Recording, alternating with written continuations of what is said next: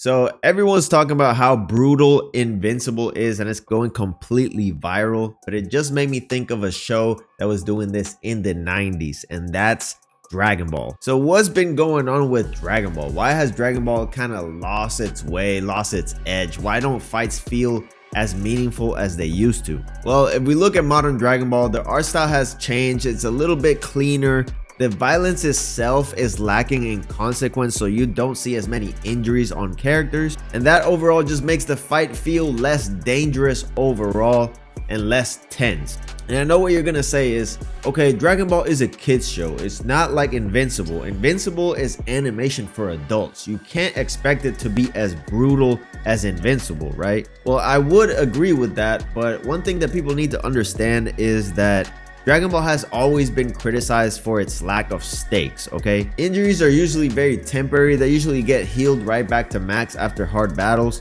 And even death seems to be temporary in Dragon Ball because you could just wish characters back from the dead using the Dragon Balls. So a lot of people criticize the show for this, including myself. But what I realized as of late, especially after watching Invincible, is that this is actually one of the show's superpowers. Because imagine how dark Dragon Ball would be if you couldn't heal Gohan from getting his neck snapped by Raccoon with a sensu bean, or if Krillin could get healed after getting completely impaled by Frieza over and over. It would be a totally different show. It would not be appropriate for kids. So its lack of stakes when it comes to death and injury actually allow it to be as mainstream as it is. But if death and injury weren't stakes in Dragon Ball at all the whole time, then what kept us invested? What kept us invested in the fights and gripped to the seats to see what happens to these characters? Well, in my opinion, it is the level of violence, it is the battle damage, the injuries, and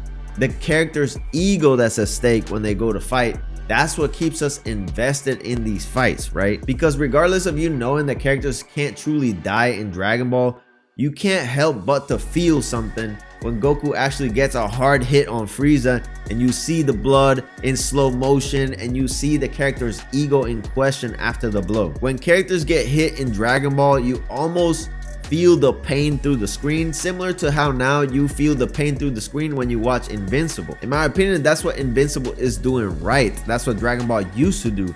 They're focusing on the aftermath of the violence, right? They focus on the damage, they give it room to breathe, and that's what makes the fights feel tense and dangerous when you watch them. Dragon Ball used to do this masterfully with their pacing, but at some point they lost the magic, they lost the plot. They're not doing it anymore, and that's why fights don't feel dangerous and meaningful anymore. And in fact, I have the perfect scene to show what I'm talking about. Watch this scene from Dragon Ball Z. You're gonna see exactly what I mean.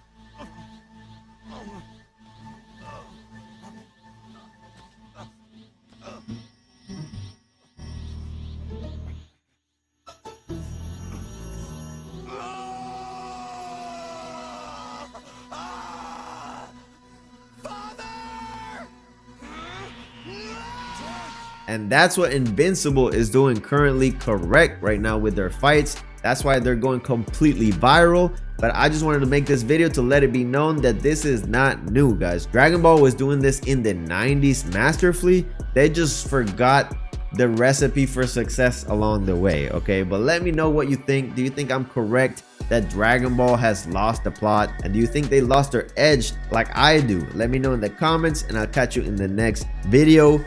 Peace out.